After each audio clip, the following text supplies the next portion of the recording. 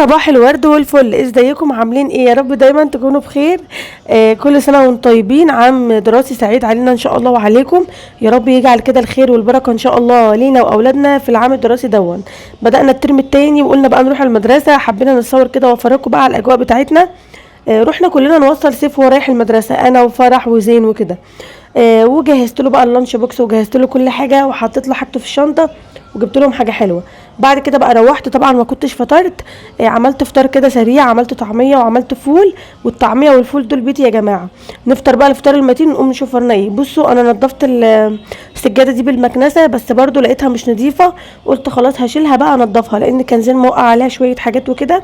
هغسلها بقى عشان كمان رمضان قرب والدنيا يعني ايه تبقى رايقه كده معايا. وطبعا عايزه اقول لكم يعني انا كل شويه بغسل السجاد حقيقي، يعني مش عارفه ليه.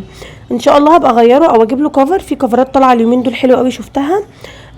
هجيبها باذن الله.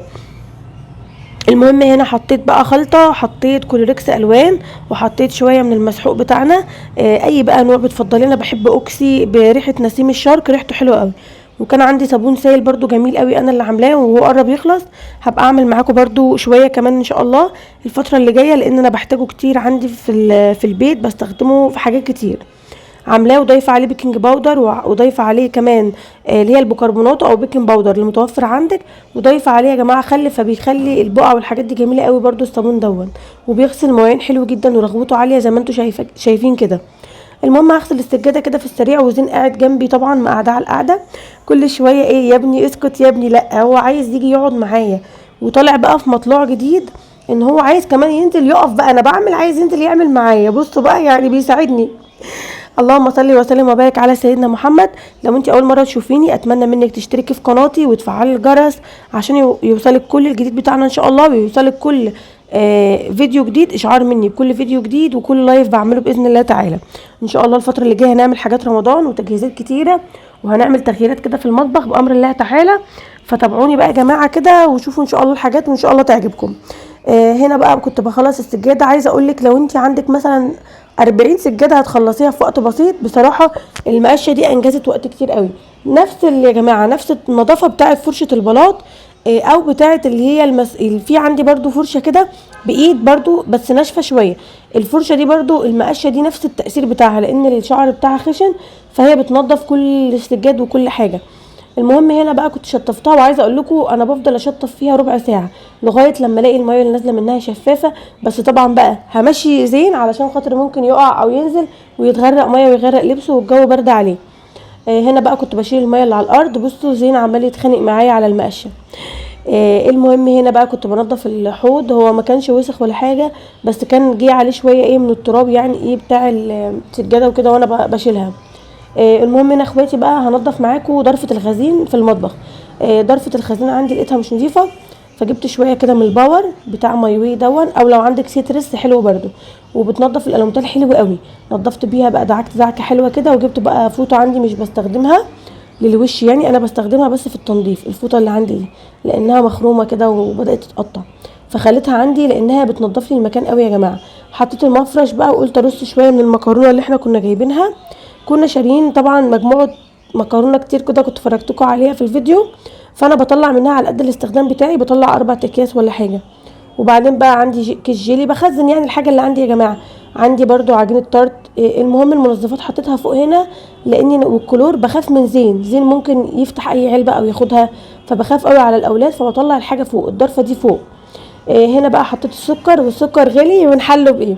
طبعا ده اخر السكر اللي عندي، يا رب بعد كده اعرف اجيب. طبعا انتوا عارفين السكر دلوقتي مش موجود الا قليل قوي، بس انا كان عندي المجموعه دي الحمد لله يا رب لحقت جبتها قبل الازمه اللي حاصله دي. المهم اخواتي طبعا زي ما قلت شايفين كده الكلور والباور والحاجات دي حطها فوق علشان خاطر ما حدش يطولها من الولاد. وانا بدعبس كده في الحاجات كنت عماله بدور على الفرشه دي عشان اغسل سنان زين، فببص كده لقيت الفرشه الحمد لله موجوده.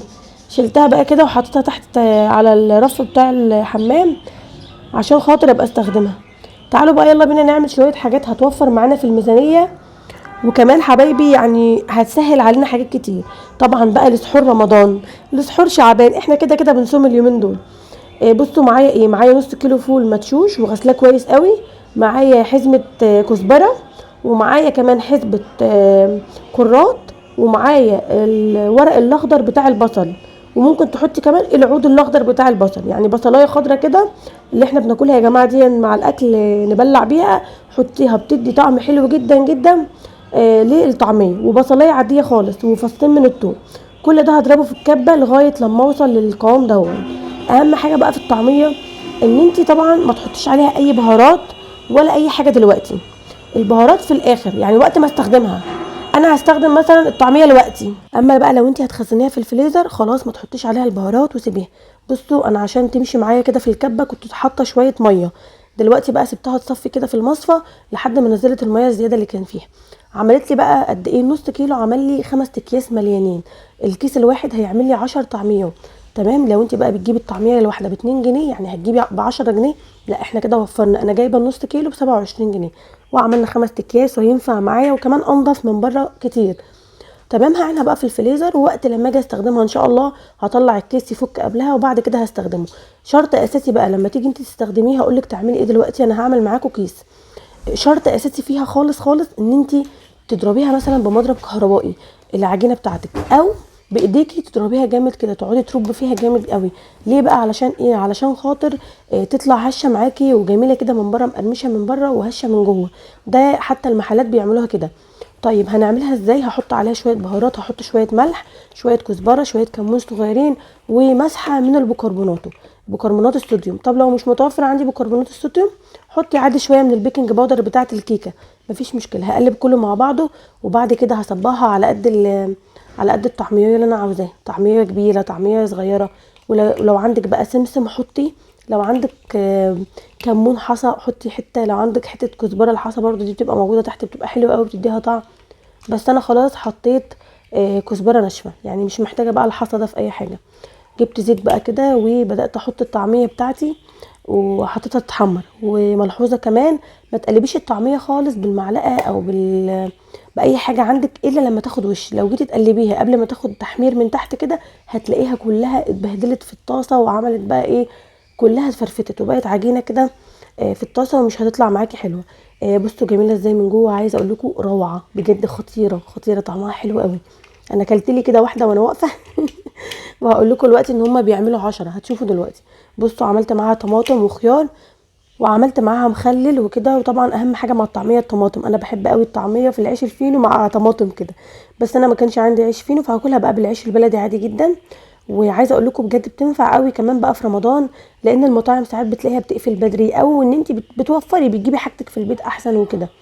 زي ما قلت لك جميله جدا، جربوها هتعجبكم قوي الوصفه دي بجد. ان شاء الله هنعمل كل حاجه تخص رمضان بامر الله تعالى الفتره اللي جايه، وربنا يقدرنا كده ونعمل تغييرات برضو حلوه في المطبخ عندي وفي الشقه. اهم يا جماعه زي ما قلت لكم عمل لي 10، انا اكلت واحده اتبقى 9 اهون. هروح بقى اعمل سندوتشات واكل او نقعد نغمس كده. وكمان عايزه اقول لكم في فول انا كنت مدمساه قبل كده لسه موجود عندي، ممكن اتعشى بيه. فكل حاجه في البيت بتبقى انضف واوفر، وكمان بتبقى جودتها عاليه قوي على عكس ما تجيبيها من بره. يلا بينا بقى كمان نعمل الفراوله في البيت. طبعا مربى الفراوله، مربى الفراوله في البيت من احسن الحاجات اللي ممكن تعمليها، عايزه اقول لك بتبقى احسن من بره بكتير. طب ايه المكونات بتاعتنا؟ اول حاجه معايا كيلو من الفراوله، كيلو الفراوله بياخد كوبايه ونص من السكر. تمام. طيب لو عايزه تعملي 2 كيلو هتحطي 3 كوبايات من السكر، ودي المقادير المظبوطه قوي لمربى الفراوله. بنعمل ايه بعد كده؟ بعد ما بحط السكر انا هعمل 2 كيلو من الفراوله وهحط لهم 3 كوبايات من السكر، وهعمل ايه؟ هغطيها بالاسترتش او بكيس واحطها في التلاجة، هسيبها ليله كامله، يعني هسيبها بالليل في التلاجة وبكره ان شاء الله هشتغل فيه. طب ليه كده؟ علشان ينزل الصوص بتاعتها والميه بتاعتها دي، الميه بتاعتها دي لما تنزل انا هسويها فيها. تمام. بصوا يا جماعه اهو، بصوا ما شاء الله الفراوله انا مختارها حلوه قوي عشان ايه تبقى حلوه وطعمها حلو كمان، ما فيهاش حاجه مستويه وجميله وزي الفل. هحطها على النار وهسيبها بقى لغايه لما تستوي براحتها، واول ما يتكون الريم الابيض ده هشيله منها. تمام. هبدا اشيل الريم ده طول ما انا واقفه كده، مجرد ما بتستوي بتلاقي الريم ده كله بيروح وخلاص، بنفضل نشيله كده بالمعلقه او بالسباتيولا لغايه لما تستوي. طيب في المرحله الاخيره بقى بضيف عصير ليمونه واحده او ربع معلقه من ملح الليمون. طب ما عندكيش ملح ليمون خلاص حطي نص ليمونه او عصير ليمونه كامله. طيب ايه كمان اللي هضيفه؟ هضيف كيس جيلي، كيس جيلي فراوله بيديني طعم حلو قوي زي بره بالظبط. نفس برطمان المربى اللي بتشتريه من بره هتلاقي المربى اللي انت عاملاها دي. وكمان الجيلاتين فيه ماده حافظه، فبيحفظ لي المربى ان هي ما تعفنش او تبوظ، وكمان بيديها تقل كده وكثافه وحلو قوي. طبعا هقلبها هخليها تغلي شويه حلوين كده. بعد ما استوت يا جماعه، الكلام ده بعد ما استوت بدات تستوي، ضفت عليها الليمون وضفت عليها كمان الجيلي. بعد كده بقى بضربها، لو انت عاوزاها فيها قطع سيبيها زي ما هي قطع، لو انت مش عايزاها قطع خلاص اضربيها في الخلاط، يعني انت حسب رغبتك. انا بحبها تكون كلها كده دايبه، ما بحبش يكون فيها قطع. بصوا لسه كمان كل ما تستني عليها هتتقل. تمام، انا هسيبها خالص، هي لسه ما بردتش اصلا، فانا ضربتها بس حبيت افركوا عليها، وهعمل سندوتشات منها دلوقتي. عايزه اقول لكم طعمها تحفه، دقتها طعمها خطير. جبت البرطمانات بتاعتي وغسلتها وسبتها تصفي كده، ولازم البرطمان تمسحيه كويس جدا بالميه، تعقميه كمان. هعمل سندوتش كده فينو، وهعمل سندوتش عادي هخلي الاولاد يدوقوها. عايزه اقول لكم حاجه عجبت الولاد جدا وعجبت جوزي جدا جدا، بجد جميله. طيب هتتقل يا ام زين او يا ام سيف؟ ايوه هتتقل وهتبقى جميله. هفرجكم عليها ان شاء الله بالليل لما احطها في التلاجة شويه كده تبرد. هفرجكم عليها. عملت لنا قد ايه بقى؟ ال2 كيلو يا جماعه عملوا لي 3 برطمانات. حجم البرطمان معقول وحلو جدا. عايزه اقول لكم البرطمان الواحد انا سأل عليه ب45 جنيه. تمام، فلما انا اعملها انا اشتريت بس 2 كيلو والفراوله ب20 جنيه، وحطيت لهم 3 كوبايات من السكر. هتبقى يعني موفره طبعا، وغير كده الطعم حلو. شتان ما بينها وما بين الفراوله اصلا اللي من بره. الفراوله بتاعت بره تحسي ان كلها جيلاتين، اما الفراوله دي طعمها فراوله كده خالص وطبيعي بيور زي ما بيقولوا. تعالوا كده بقى ايه افرجكم كده على البرطمانات. وبصوا يا جماعه ما شاء الله هي اصلا لسه ما بردتش وتقيله. طب امال بقى لما اسيبها كمان يوم ولا حاجه هتبقى حلوه قوي. عايزه اقول لكم خطيره جدا جدا وجميله ما شاء الله، ولونها حلو قوي. بصوا يا حبايبي، هنا هم دول ال3 برطمانات اهو. البرطمان الاخير مش مليان قوي، بس هي كده الكميه حلوه جدا جدا. طبعا ممكن توزنيها هتلاقي ان هي اوفر بكتير. البرطمان ده كمان اتخن من برطمان المربى، ده برطمان الميكستيلا اللي هي الشوكولاته السايحه. فالبرطمان يعني يا جماعه دون يعني اكبر بكتير من البرطمان كمان بتاع المربى. بصوا يا جماعه ما شاء الله التقل ده بعد ما سبتها كذا ساعه في التلاجة وطلعتها، بدات ان انا بقى اعمل منها سندوتشات جميله جميله. تنفع معاكي بقى للسحور في رمضان، تنفع معاكي للمدارس اليومين دول، لان احنا عندنا مدارس، فالطعميه اللي احنا عملناها هي والمربى تنفع معانا للمدارس، اوفر من بره في ظل الغلاء اللي احنا فيه. لما نعمل حاجه في البيت هتوفر كتير، وكمان طعمها احلى بكتير. بعد ما خلصنا دخلنا بقى على المذاكره، فراح لبست الحجاب باركلها يا جماعه. كنت في الوقت ده نزلت جبت سيف وجيت، نزلنا بقى جبناه من المدرسه وجينا، وقلت له يا سيف تعالى نذاكر شويه ونراجع. كان عنده شويه حاجات، ده العربي بيحل بقى فيه، عمال يسالني يعني ايه مش عارف ايه، يعني ايه يا ماما التاء المفتوح، عمال بقى يسالني تاء مفتوحه تاء مقفوله، طب احلها ازاي، طب اعمل ايه. المهم هنخلص الواجب علشان هو عنده درس، وبعد كده ان شاء الله تعالى بعد ما نخلص هنخش بقى على المطبخ نعمل الغدا. وده يوم ست البيت العادي، يوم الامهات. الله يكون في عون كل ام والله مسؤوله عن ولاد، وحتى بقى لو طفل رضيع زي زين. عايزه اقول لكم زين بيطلع عيني، ما بينيمنيش اصلا، وبضطر بقى اقوم تاني يوم اروح المدرسه واخلص وكده. المهم بقى هنا انا وسيف كنا بنخلص الواجب. كان بدأ خلصنا صفحه ولسه صفحه تانية، فكنا بقى ايه عمالين ايه انا هو نشكل مع بعض. المهم انا قبل ما بقعد اذاكر معاهم لازم اخد حبايه الصداع بروفين، لازم اخد مسكن، لان هو يعني بحس ان انا هتشل وانا بذاكر معاهم بصراحه. المهم هنا بقول له يا سيف يلا انت حل وخلص انت اللي وراك. يقول لي كل شويه بيسالني يا عم هو انا اللي هذاكر؟ انا خلصت مذاكرتي وخلصت الجامعه بتاعتي وخلصت كل حاجه خلاص. يقول لي لا يا ماما ساعديني. تعالوا بقى نشوف نعمل غدا ايه. طبعا فطرنا الفطار المتين وعملنا كمان المربى الحلو. تعالوا بقى نعمل النهارده رز بشعريه ونعمل فراخ ونعمل احلى غدا، نعمل معاها بسله بقى. ضربت الطماطم بتاعه البسله وجهزت الفراخ وغسلتها غسله حلوه قوي قوي قوي يا جماعه. وبغسلها بالطحينه والليمون والملح والدقيق وكل الحاجات الحلوه دي. في الاخر جبت بصله مبشوره ودعكت بيها الفراخ. طبعا الحركه دي هتخلي لك مفيش اي زفاره مطلقا، يعني مفيش زفاره خالص. بعد كده هروح بقى على الحله مقطعه فيها بصله وجزرايه وطماطمايه، وهبدا اشوح الفراخ بتاعتي بحته سمنه بقى صغيره كده. هحط الفراخ تتشوح، وكمان عندي البسله سلقتها، وجهزت الرز بالشعريه الجميل اهو. بعد ما حمرت الشعريه نزلت بالرز ونزلت بالميه وحطيت الملح. هنزل بقى هنا بالفراخ. وعايزه اقول لكم الغدا ده جميل جدا جدا، غدا بتاع بقى اهالينا بتوع زمان بيبقى حلو قوي.